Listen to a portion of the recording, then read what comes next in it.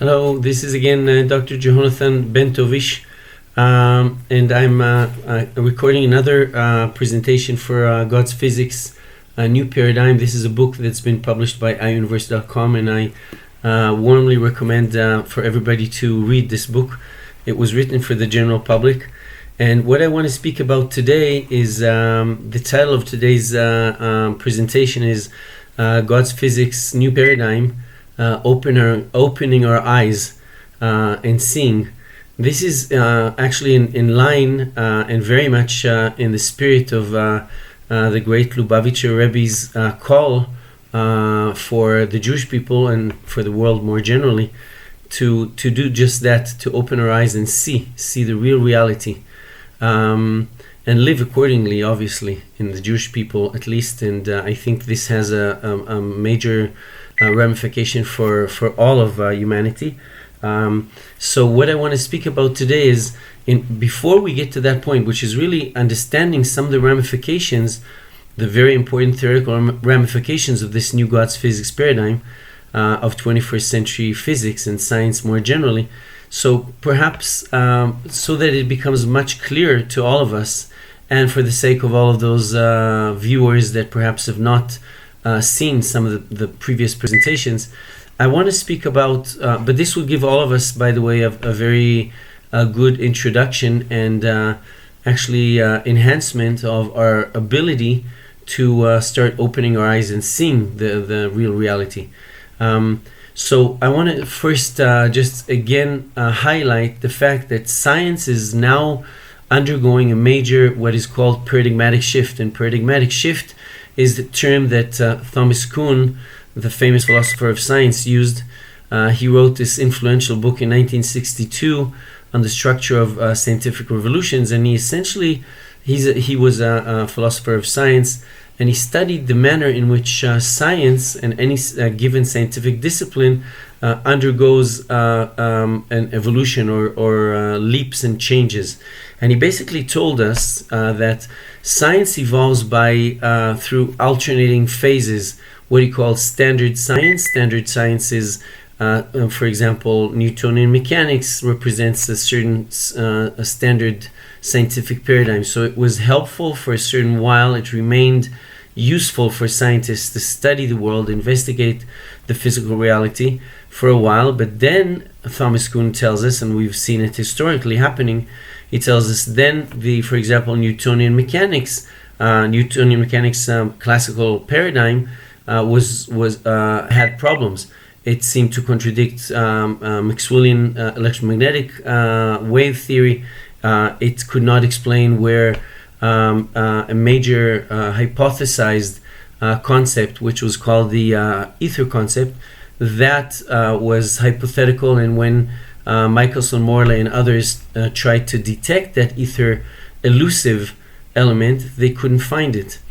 And then Thomas Kuhn tells us that science has to undergo the scientific paradigm. The scientific discipline of physics has to undergo a paradigmatic shift towards, let's say, relativity theory.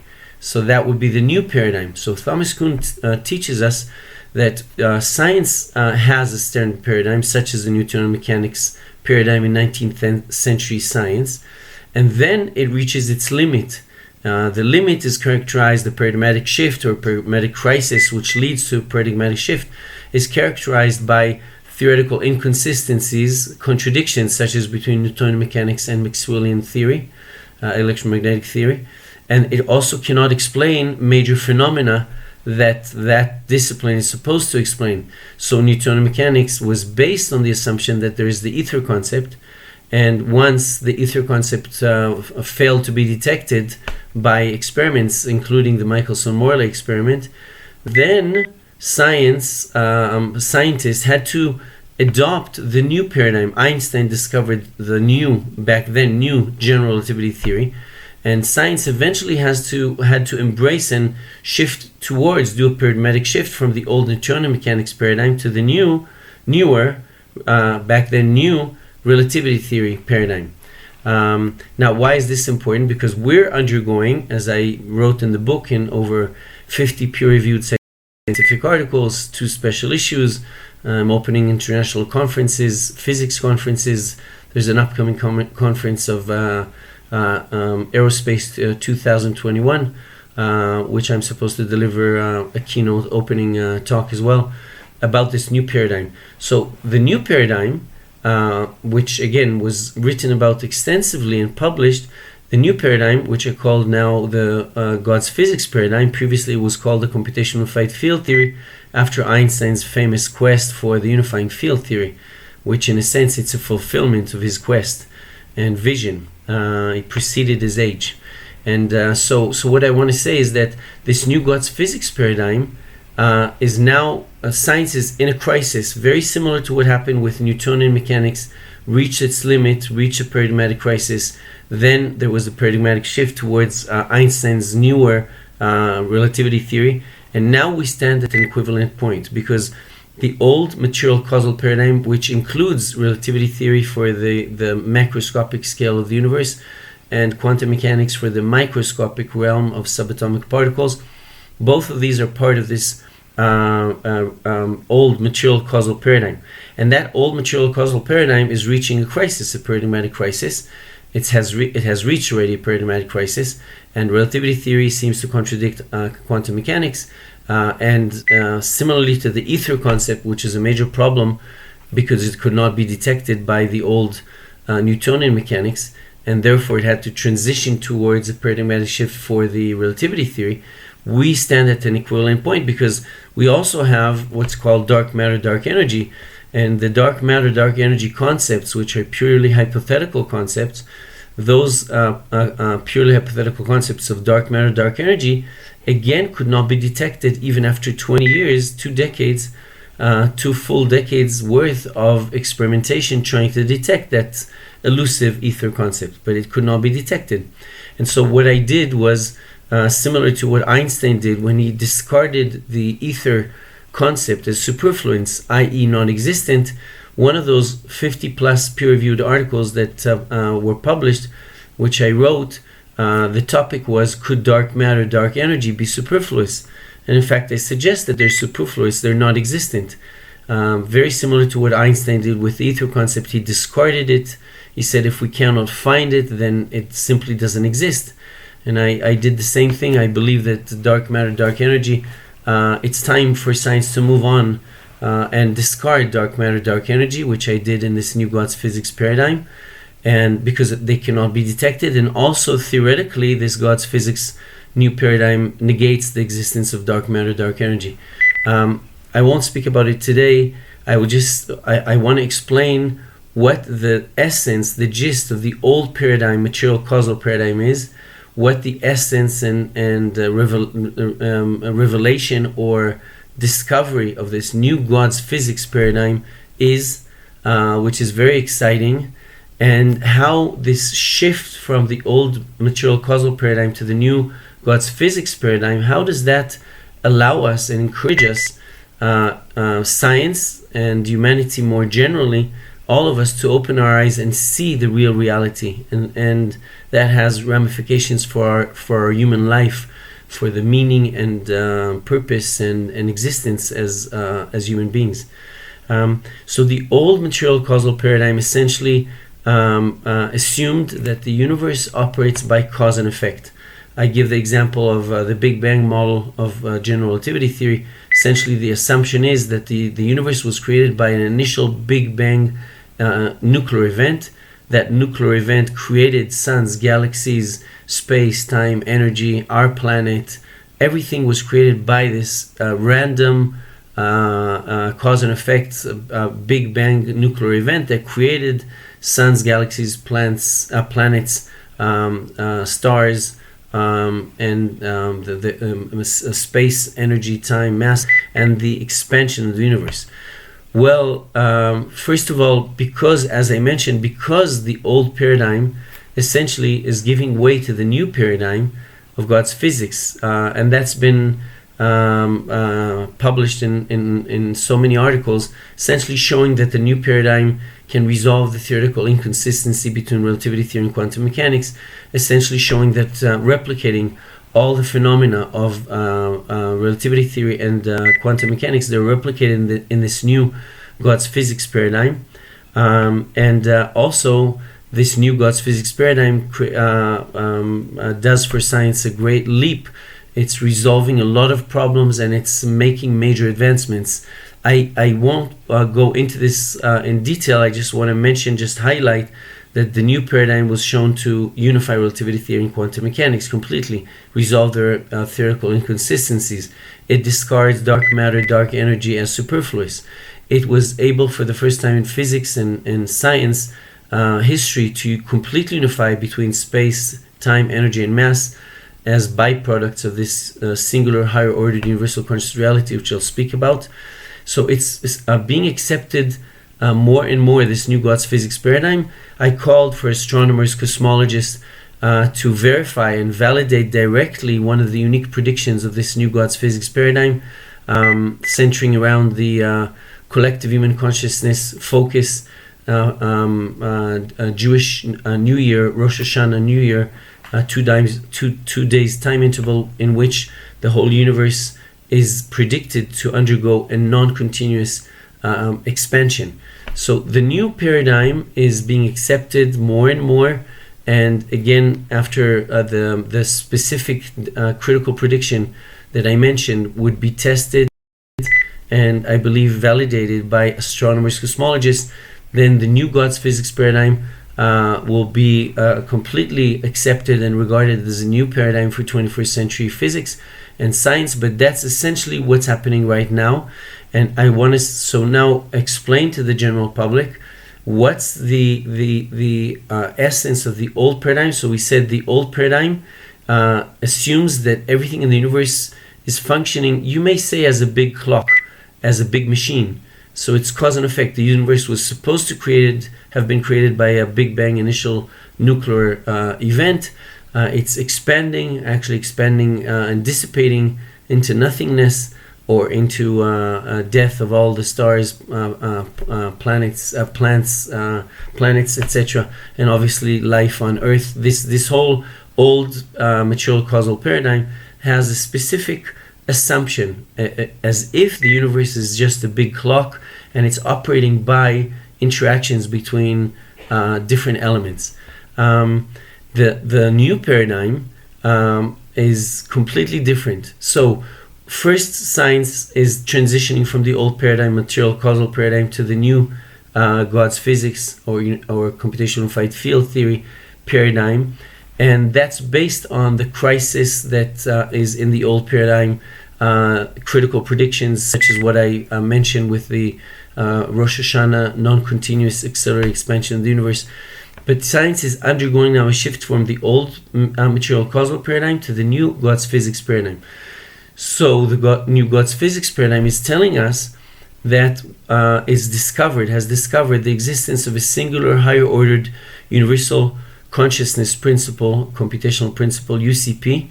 In religious terms, we would call this God. But this new universal consciousness principle, reality, essentially is assumed to compute simultaneously all the pixels in the universe, creating a very rapid series of frames, universal frames.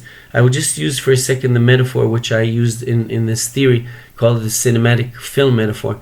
And essentially I'm saying, or using the metaphor, that if you look at a film and you see a whole physical world existing in the film, you see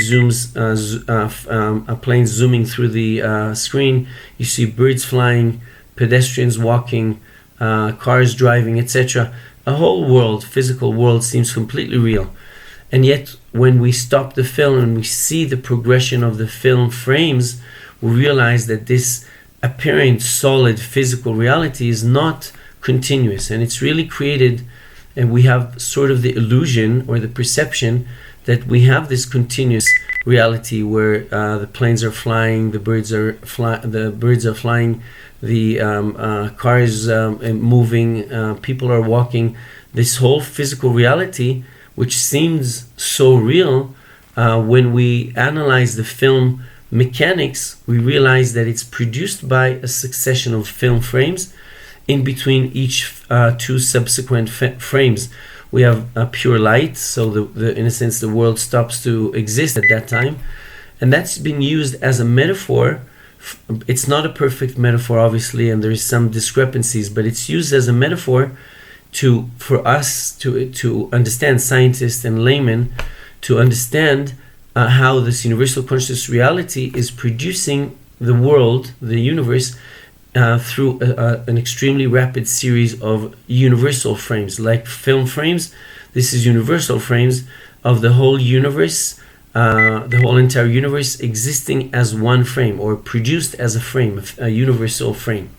Between one universal frame and a subsequent universal frame, the whole universe dissolves back into this singular, higher-ordered universal consciousness principle or reality. Excuse me. So, this new God's physics paradigm tells us there is this universal consciousness principle, reality, that creates the whole universe as a series of frames. And again, for each frame, it computes or creates all the spatial pixels, all of the objects in the universe, all the atoms in the universe simultaneously. For each frame, between one frame and another, the whole universe dissolves back into this universal consciousness principle. And then it's creating another frame, and so forth and so on. I would just mention the fact that according to this new God's physics paradigm, the expansion of the universe is explained not by dark matter, dark energy, which again are superfluous, could not be found, and have to be discarded. But the reason for the universe's expansion, in fact accelerated expansion, is due to the addition of a certain number of spatial pixels, a certain enlargement of space-time, based on the universal consciousness principles, addition of pixels, enlargement of each subsequent frame. And I mention this just because, first of all, when I called cosmologists, astronomers, to test the critical prediction of this new God's physics paradigm, in order to directly validate this new paradigm of the 21st century, I called them to test and see this prediction about the universe. It's all the time being expanded and accelerated. The rate of expansion of the universe is accelerating. But one of the unique critical predictions of this new God's physics paradigm, essentially saying that once a year, perhaps during the Jewish Rosh Hashanah collective human consciousness focus time interval, 2 days during the year in which millions of Jews focus on this universal conscious reality. In religious terms, we would call it God. So the critical prediction, one of the critical predictions of this new God's physics paradigm, is telling us that the universe actually expands at certain points in time in a non-continuous manner. There's a leap, there is a significant increase in the accelerated rate of the universe's expansion, which takes place according to this critical prediction of the new God's physics paradigm during the 2 days Rosh Hashanah collective human consciousness focus. And so to the extent that astronomers, cosmologists would test and validate this new critical prediction of God's physics and indicate that in fact we just passed now the Jewish Rosh Hashanah 2 days time interval of September 7th and 8th, and to the extent that cosmologists, astronomers would test the critical prediction and see that in fact the rate of the universe's expansion has been accelerated during September 7th and 8th, 2021, and this carries through the next Jewish year. To the extent that this is validated or verified, that would be equivalent to Eddington's verification of Einstein's solar eclipse, 1919 solar eclipse, critical prediction regarding the double value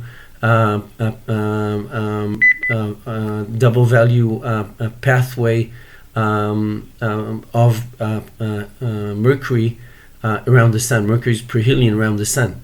So when Eddington verified that critical prediction of Einstein with a value of 1.6 as opposed to 0.8 with Newtonian prediction, this led to the acceptance of relativity theory as the new paradigm for 20th century physics, and I believe that cosmologists and astronomers' verification of this critical prediction, which I just mentioned about the Jewish Rosh Hashanah non-continuous accelerated expansion of the universe, I believe that that would be verified experimentally, and that would lead to the unequivocal acceptance of God's physics new paradigm as the new paradigm, scientific paradigm for 21st century science, physics and science.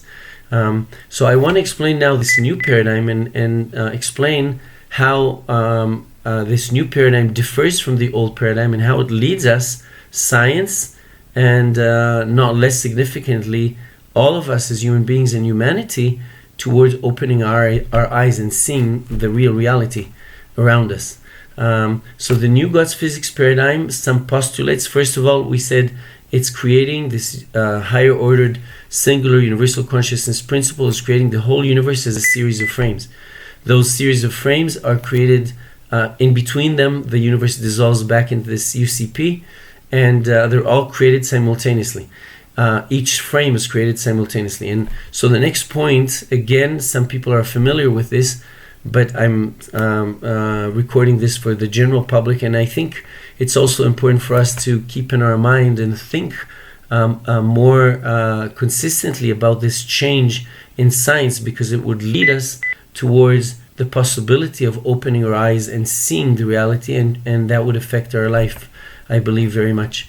So the next step is to understand that the new God's physics paradigm essentially is a what I call an acausal computational paradigm, which means that there's no possibility of real cause and effect. And I gave the metaphor, I'm going to use it again for those that have not seen it. If we see a film and we see a glass cup and a hammer represented by this cell phone, and we see the hammer hitting the glass cup in the film, and the glass cup being shattered and the water spilling over the table. So when I ask an observer, an innocent observer, to explain why the glass cup was broken, he or she would say, well, it's because of the impact of the hammer. But when we slow down the progression of the film, we see that in fact there cannot be any cause and effect in the film, really. Because in the first frame they appear simultaneously, second frame they appear simultaneously, even in the frame that they touch each other and supposedly cause an impact, they're still presented simultaneously. So we cannot have cause and effect. When two things are presented at the same time, obviously there cannot be any cause and effect relationship between them. And even between the frames, the whole universe, the whole film in this case, is dissolving into pure light, or in the metaphor, into this universal consciousness principle. So you cannot have any transference of the hammer and the glass cup from the first frame to the second frame, etc. There cannot be any cause and effect. So the new God's physics paradigm leads science and all of us towards this new acausal computational paradigm.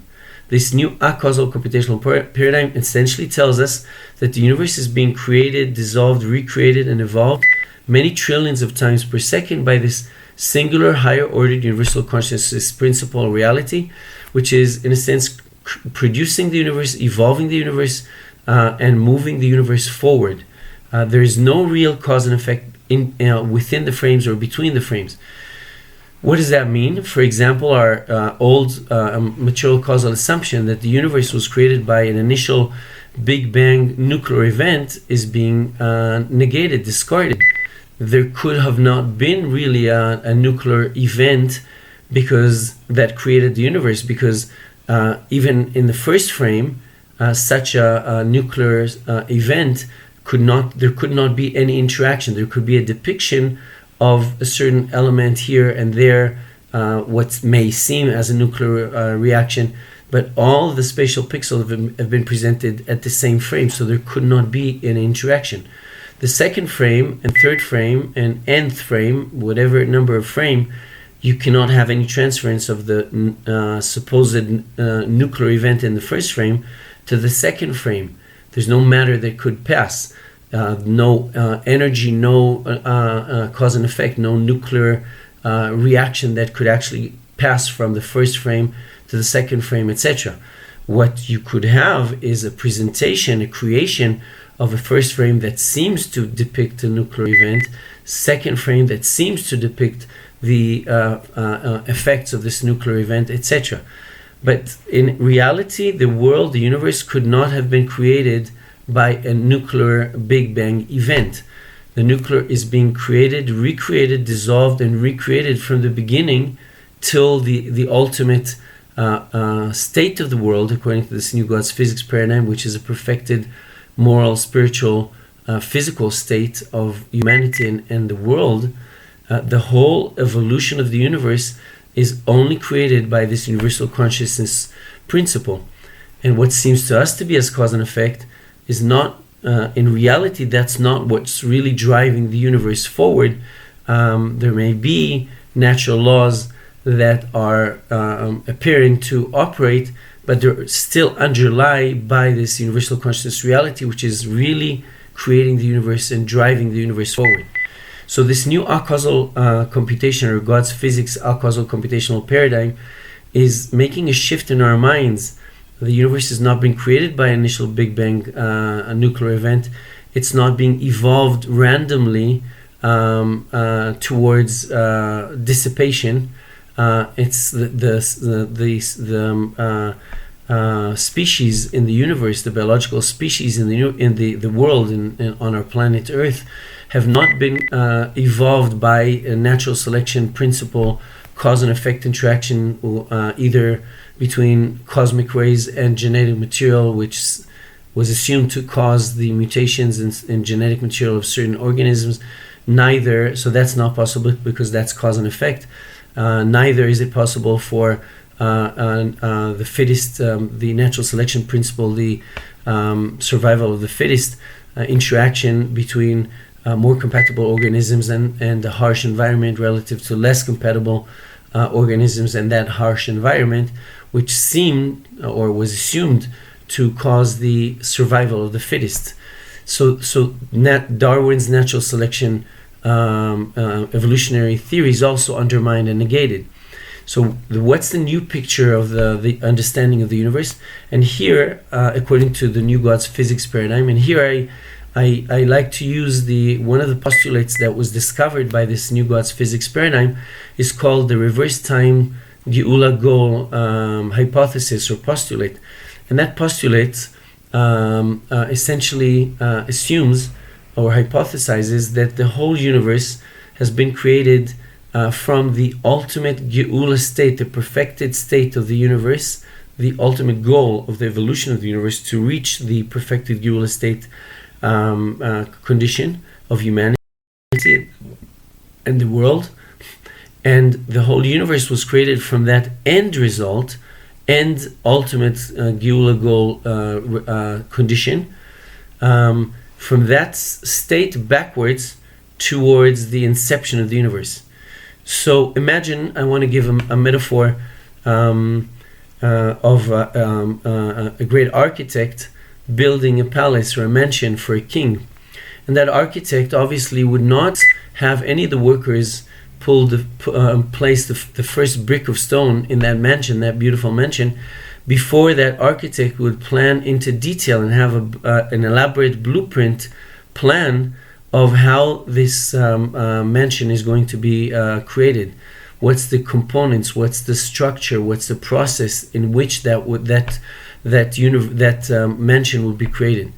And that's a metaphor for this reversed time Geula goal postulate or hypothesis, because this new postulate essentially says that the universal conscious reality, the same way that the architect would not place the first brick of wall for the mansion before he has the whole blueprint of how the mansion would appear at the end, how it would be formed and how it would look like, etc.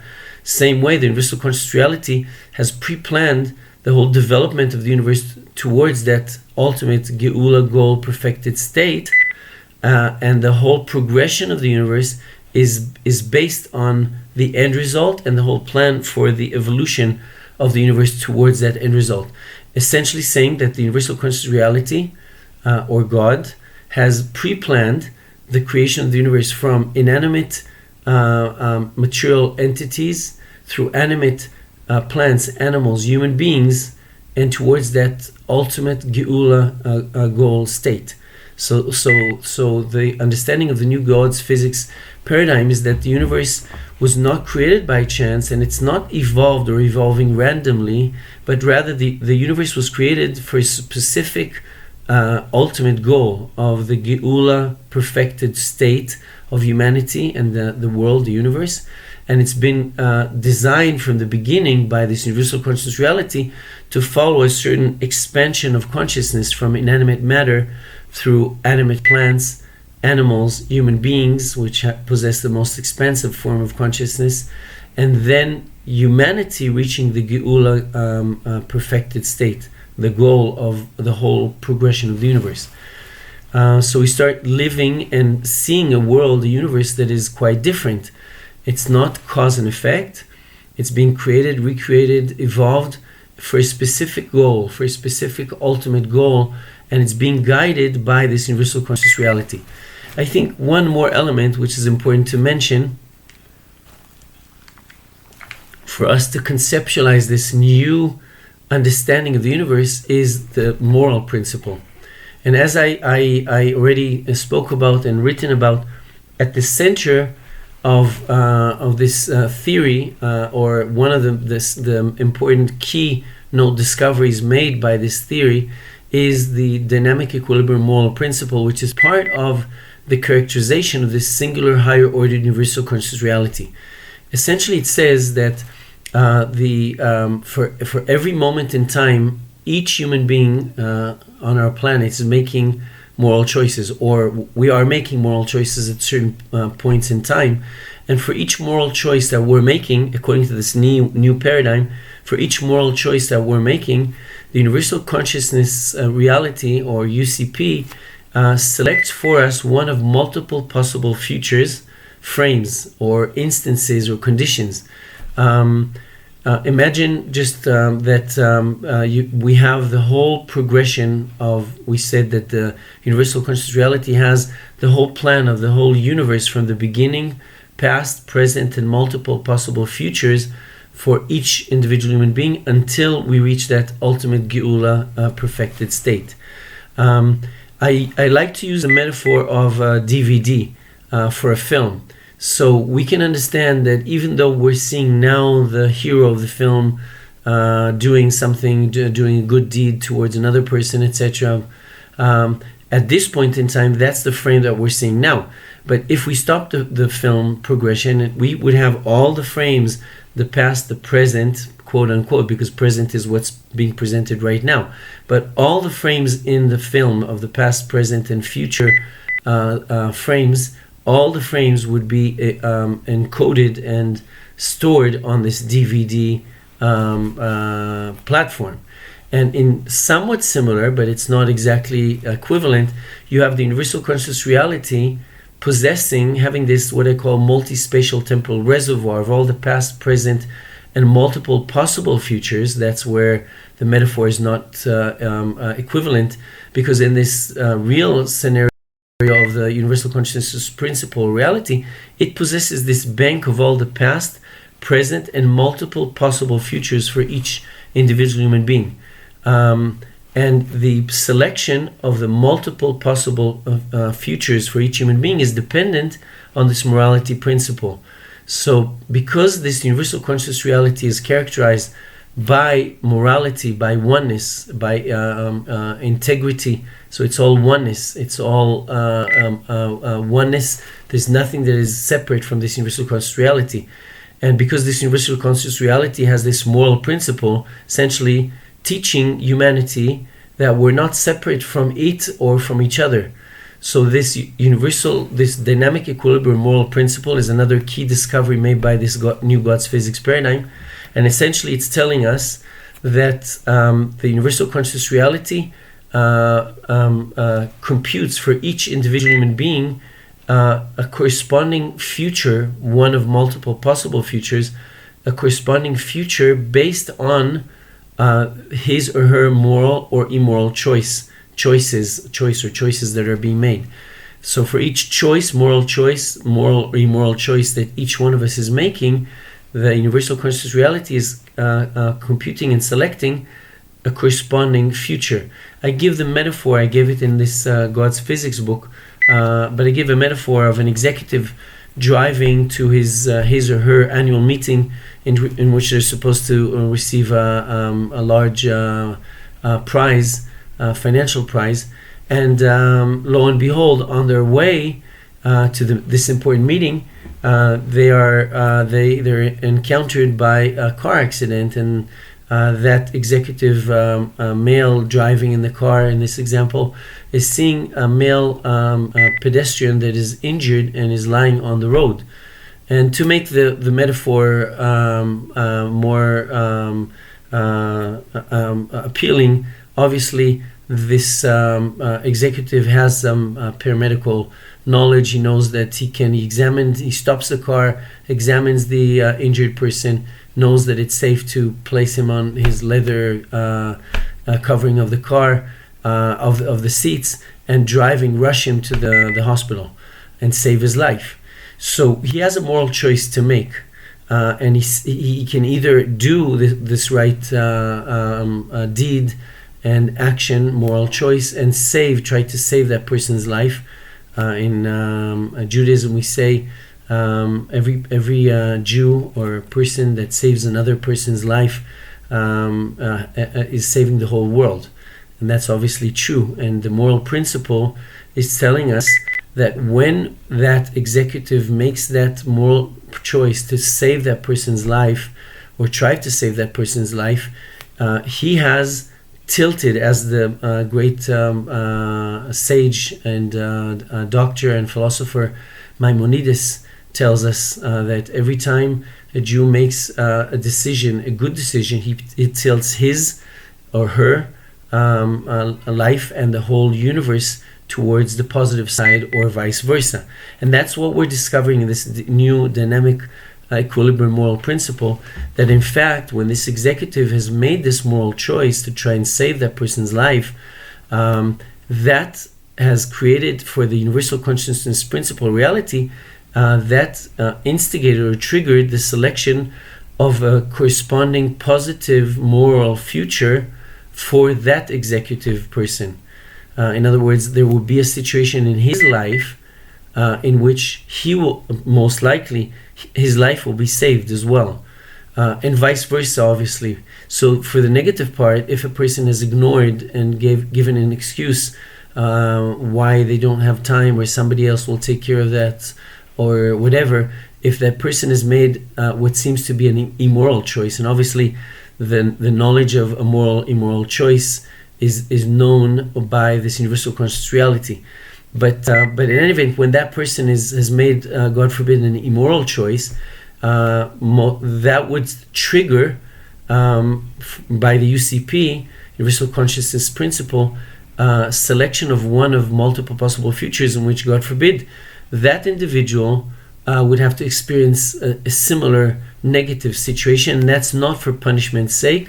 That's for the purpose of this universal conscious reality, teaching us how the universe is really integrated, how we're all part of this universal conscious reality, and in the same manner that a healthy, sane person would not use their right hand to inflict pain on their left hand, because it's part of themselves, it's part of the same human being. So in the same manner, in a sense, the moral principle, dynamic equilibrium principle, allows us human beings and humanity more generally to learn the integrity, to learn the oneness and the oneness of all of us as part of this universal conscious reality, and to learn therefore to treat each other in a moral manner, in a good moral manner. So now so I mentioned this moral principle because now we're starting to get a picture of this new universe, this new understanding of the universe by this new God's physics paradigm, and it would lead us naturally towards now speaking about the major idea, which is the opening our eyes and seeing the reality. So if we start understanding that really the universe is not a material entity, it's not created by chance, it's not run by cause and effect. we start living in a different universe. And like the great Lubavitcher Rebbe is telling us to open our eyes and see, that's what science is undergoing now, and it allows us, encourages us as human beings and as Jews to open our eyes and see and act accordingly. Because what we start seeing is that, first of all, and I'd mention just one more principle in this new paradigm that would allow us to advance towards this opening our eyes and seeing. I call this principle the computational invariance principle. And essentially it says that because the only permanent, continuous, consistent element in the universe, which exists both during the frames when the universal conscious principle, reality, is computing, producing the whole universe simultaneously, so both during the frames and in between frames, when the whole universe dissolves back into this universal conscious reality, the only thing that is existing continuously and constantly is this singular higher ordered universal consciousness reality. That's the only thing that is really existing all the time. Whereas the thing that is altering and is really a manifestation, a temporary manifestation of this universal conscious reality, is the whole universe. Because, for example, if we look at our body, this body exists during the frames, but not in between the frames. In between the frames, this body is being dissolved back into this universal conscious reality, and it's then remembering and creating anew and evolving this body. And the same thing for a table, for the car that we're driving, for the trees around us, for the planets around us, for the sun, for Earth. So the whole physical universe, we're being taught now by this new computational invariance principle of God's physics new paradigm. The whole physical universe is being created and recreated all the time, and it does not exist as a physical reality. That's quite astonishing, but we start understanding that everything that we see around us, including our bodies, our minds, everything around us, all the objects around us, plants, animals, trees, etc., all of these objects exist temporarily, and they're being temporarily, meaning they exist during the frames, but they dissolve into this universal conscious reality between the frames. So they're existing temporarily, and they're really being enlivened and really created. Their soul existence is as being created by this universal consciousness reality. So what that means is that we start understanding that the universe and our own bodies and minds, etc., is really a creation, a constant creation of this universal consciousness reality. It's not a material reality that exists constantly and is just, inanimate matter or atoms. It's not that. The universe is all the time being created and dissolved, being created and dissolved. When it's being created, it's created by and is only animated and exists by this universal consciousness reality. So the computational invariance principle tells us that there's really one reality, one singular reality, that's universal consciousness reality. And the physical world and all the material objects that we see is only a manifestation. It's created and being animated and being enlivened by this universal consciousness reality, and really it's not separate from it. It's really a manifestation of this universal consciousness reality. So we start thinking and seeing and realizing there's only one reality. That one reality is a universal conscious reality. In religious terms, we would call it God. And that singular reality of the universal conscious reality, or God, that's the only real reality that exists. And we as human beings are a manifestation of that reality. And everything around us is a manifestation of that reality. And not only so, we understand that this reality, this all goodness, the characterization of this universal conscious reality through these articles is that it's characterized by all goodness, by a free will. By a free will, it creates the universe as it wills to create the universe. There is the moral principle. It's moral. It cares about our moral actions, etc. There is the Geula, perfected ultimate goal state, which this universal conscious reality is driving the universe towards. So we start understanding and opening our eyes to the reality which is there is only one reality, that's the universal conscious reality. We're an embodiment, we're a manifestation of that universal conscious reality. And the universal conscious reality, or God, is driving the whole universe towards the perfected state. We're actually starting, in a sense, to experience this perfected Geula state. When science opens its eyes, and it would validate, God willing, the critical prediction of this new God's physics paradigm, that the universe expands in a non-continuous manner during a collective human consciousness focus time intervals such as Rosh Hashanah.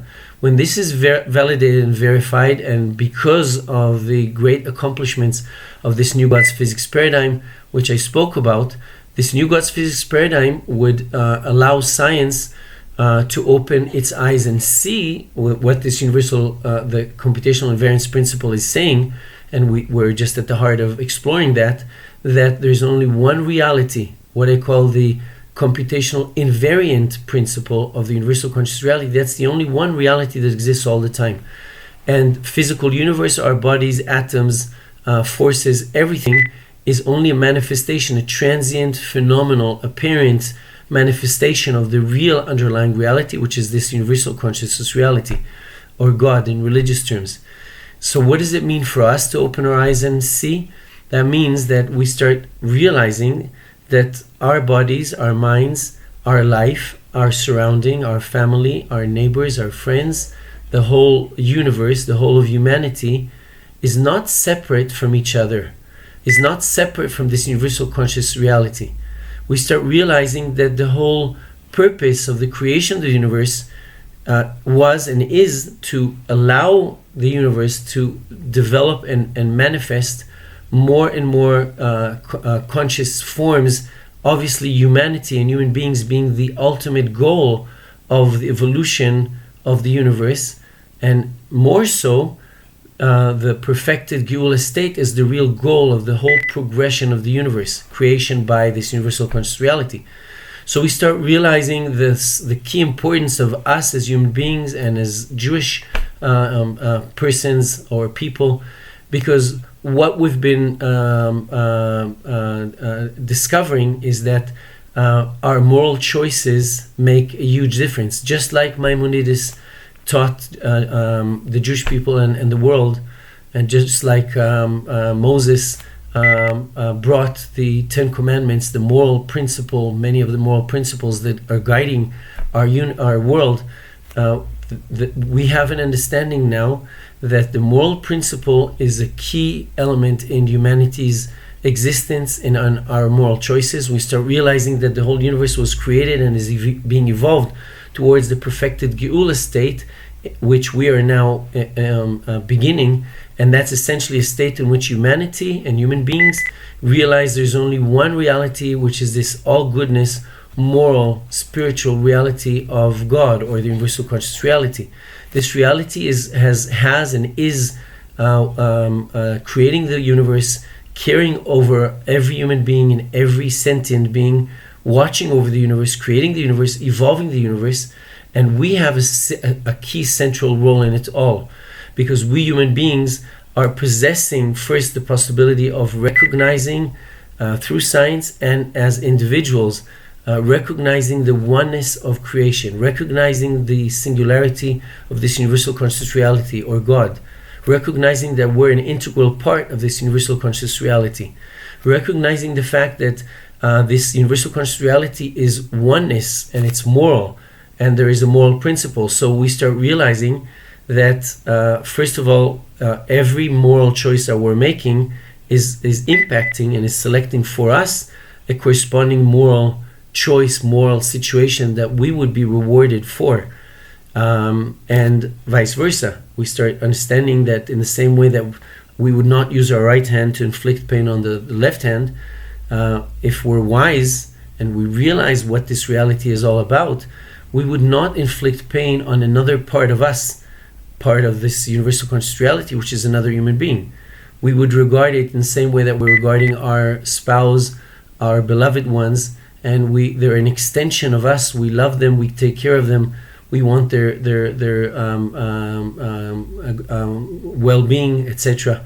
So in that manner, we would start realizing that every human being is part of this divine reality, and we would not inflict pain on the other hand, our left hand, the same way we would not inflict pain on another human being. In fact, we would treat that human being in the best way that we can, same way that we treat our family and loved ones. So we start realizing that our choices, moral choices, matter. We start opening our eyes meaning we start looking at everything around us and realizing that our bodies, our cars, our houses, furniture, everything around us, birds, animals, pets, they're all not created by atoms per se. They're a manifestation, and they're being produced by this universal conscious reality.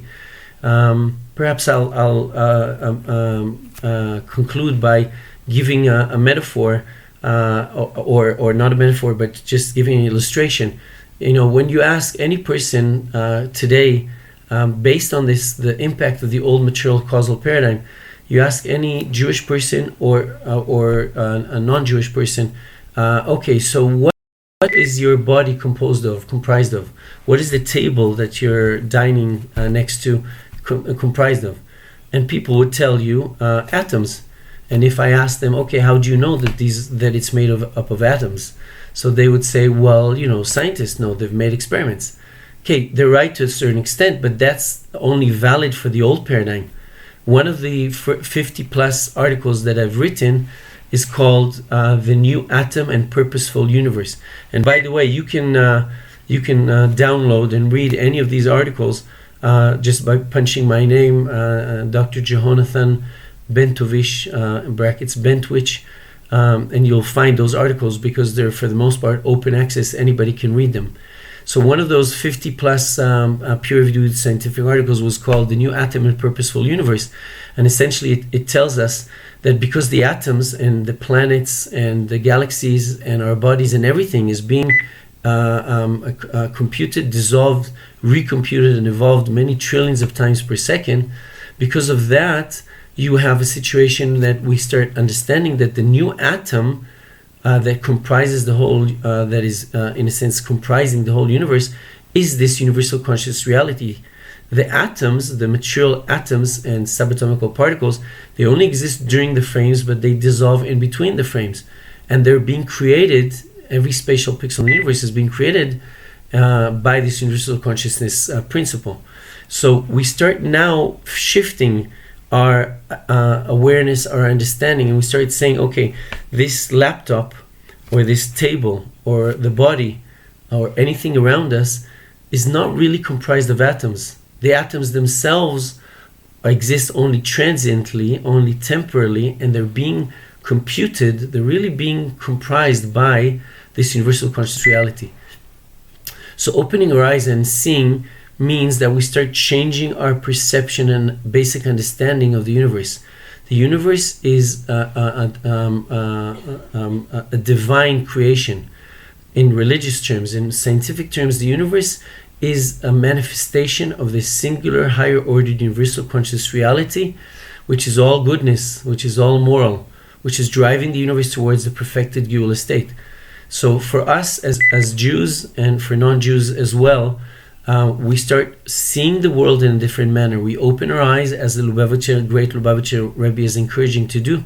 So to open our eyes and start looking at the world as a moral, spiritual, and Geula directed reality. Our choices as Jewish people, the moral choices of any individual human being, is very much important for their own future, with the selection of one of multiple possible futures, and even more so for the advancement of humanity towards that perfected Geula state. And when the Lubavitcher Rebbe is telling us to open our eyes and see, first as Jews, he's telling us that if we start looking around us and we start realizing that the Shem is everywhere, that God is everywhere, that everything that we see, everything that is around us, our moral choices, our shlichus, our mission in life is very important. Because that's part of opening our eyes and allowing this Geula state, perfected state for which the world has, for which the Shem has created the universe, is in our hands. And as the Lubavitcher Rebbe is telling us, every good deed that we're making affects ourselves, advances the world towards this Geula state.